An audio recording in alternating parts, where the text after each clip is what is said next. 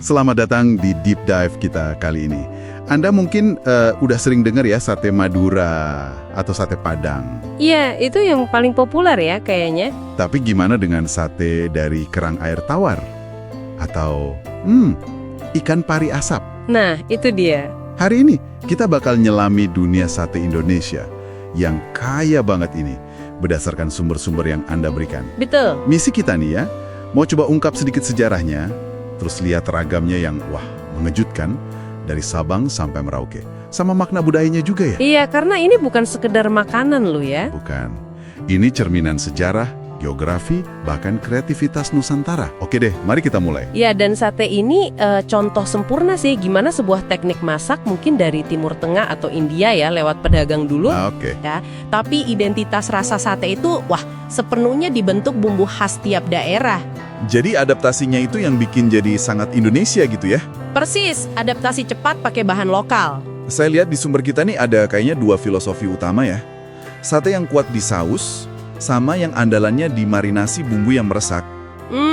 Ya bisa dibilang gitu. Coba kita lihat contoh kuncinya ya. Sate Madura. Nah ini kan ikon sate jalanan nih. Kuncinya di saus kacang kental, manis itu. Terus dicampur petis udang ya. Betul, itu semacam pasta udang fermentasi. Itu yang kasih rasa umami gurih khasnya. Lalu ada sate Padang dari Sumatera Barat. Ini biasanya daging sapi, lidah, atau jeroan gitu ya. Iya, dan kuahnya itu loh, kental, kaya rempah banget. Kunyit, jahe. Wah, terasa deh mencerminkan cita rasa Minang yang kuat. Kuahnya ada variannya juga kan katanya? Iya, ada yang kuning, ada yang merah pedas, ada juga yang campuran. Tergantung daerahnya di Sumbar. Nah, kontrasnya nih, kelihatan banget sama sate Marangi dari Purwakarta, Jawa Barat. Betul, kalau Marangi ini fokusnya di marinasi. Daging sapi atau domba direndam bumbu ketumbar, gula aren, sampai meresap banget. Makanya sering disajiin tanpa saus kacang lagi ya. Iya, karena ya itu tadi, bumbunya udah nempel banget. Cukup ditemenin sambal tomat segar atau sambal oncom pedas. Teknik marinasinya ini berarti canggih ya. Sampai diakui pemerintah jadi warisan budaya tak benda gitu. Persis, statusnya Intangible Cultural Heritage. Itu pengakuan buat kecanggihan tekniknya. Nah, ini nih, keragaman di luar Jawa dan Sumatera ini yang bener-bener, bikin melek ya. Oh jelas, justru di sana itu luar biasa. Kayak di Bali ada sate lilit, ini unik banget karena bukan ditusuk ya.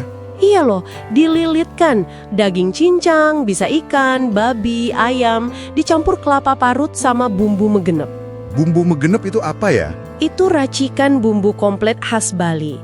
Terus dililit di batang serai atau bambu. Aromanya khas banget, sering juga buat ritual keagamaan. Wah, menarik. Terus ada sate rembiga dari Lombok. Nah iya, daging sapi bumbunya itu super pedas khas NTB. Meresap banget juga bumbunya. Pedasnya nampol berarti ya? Khas Lombok deh pokoknya. Dan adaptasi ini nunjukin kecerdasan lokal banget loh, memanfaatkan sumber daya yang ada. Sate jadi kayak indikator ekologis gitu. Indikator ekologis. Maksudnya gimana tuh? Ya Anda lihat aja contohnya sate pokea dari Kendari, Sulawesi Tenggara. Ini pakai kerang air tawar lokal namanya pokea dari sungai setempat. Hah?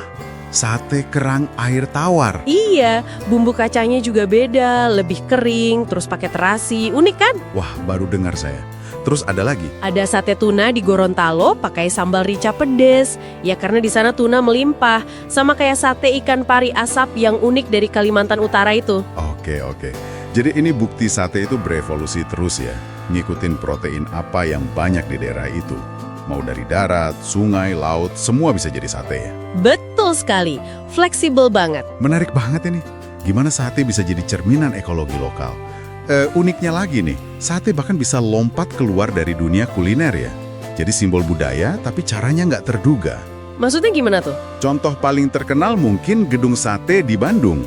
Sumber kita nyebutin, ornamen tusuk sate di puncak atapnya itu jumlahnya ada 6. Oh iya. Yang kayak sate itu ya? Nah, itu katanya melambangkan 6 juta gulden, biaya pembangunannya waktu zaman kolonial dulu. Jadi visual sate dipakai sebagai metafora finansial. Wah, iya juga ya. Betul-betul. Dan pengakuan sate Marangi sebagai warisan budaya tak benda tadi, itu juga bukan sekedar status simbolis aja. Oh iya, Ada maksud lain? Iya, ini bagian dari ambisi diplomasi kuliner Indonesia di panggung global. Ada upaya serius buat promosiin Marangi biar bisa sejajar sama, katakanlah, steak Amerika atau Wagyu Jepang di resto internasional. Wow, oke. Jadi nilai sate ini sebagai aset budaya dan ekonomi juga ya? Penting banget. Penting, sama kayak peran budaya sate lilit di Bali tadi, yang punya fungsi ritual juga kan?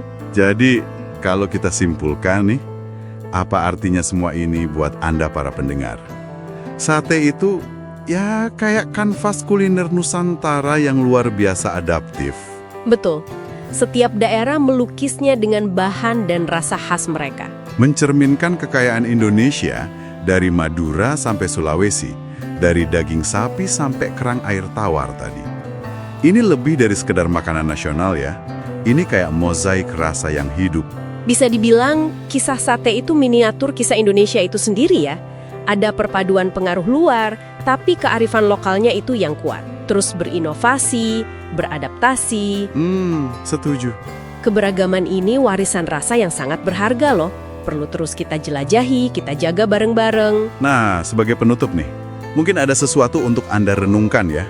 Apa tuh? Mengingat perubahan iklim nih, yang mungkin bisa pengaruh ke bahan baku lokal ya. Atau nanti muncul sumber protein baru di masa depan.